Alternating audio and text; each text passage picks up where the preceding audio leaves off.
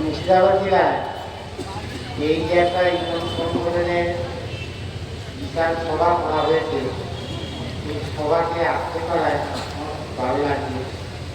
আমি আলোচনা করি না, আমার শরীর খুব অসুস্থ, আমার যদি অপারেশন হয়েছে, এখন যদি অপারেশন হবে তবু আমি এসেছি কেন?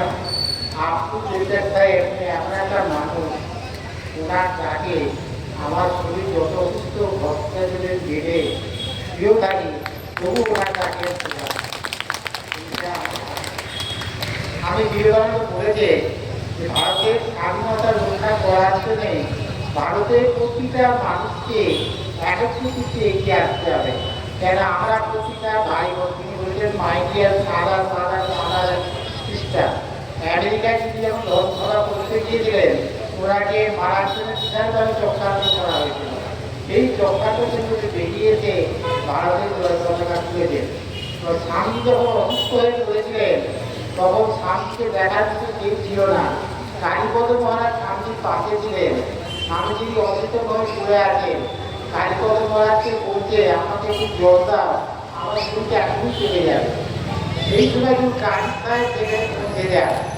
স্বামীজিকে বলছেন স্বামীজি আমার ব্যাগে একটা খিরাই আছে, তাতে যেগুলাকে আমি 10 দিনকে আপনার টিকাধান্ত মিলবে। স্বামীজি বলে তাই দেওয়া হোক। এই খিরাইয়ের রসটি স্বামীজি মুখে দিতে তার কিছুটা জাগৃত হল। স্বামী তখন বললেন ভারতে এমনও মানুষ আছে যে আমরা হিন্দু, ইসলাম, খ্রিস্টান, বৌদ্ধ, আমরা প্রত্যেকে একই ভাই, একই দিকে কিছু কিছু হিন্দু মুসলমান, আমরা প্রত্যেকে ভাই ভাই।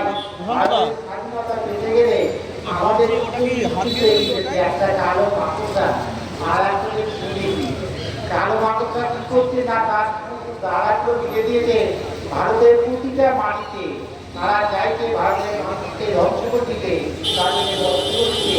সেই কালো মাকড়সাটাকে আমাদের সামনে যাবে বিজেপি সরকার। আরেকটু তিনি দিল্লি ব্যাগ তিনি কি করছেন না, আমাদের প্রতিটা মানুষের কাছ থেকে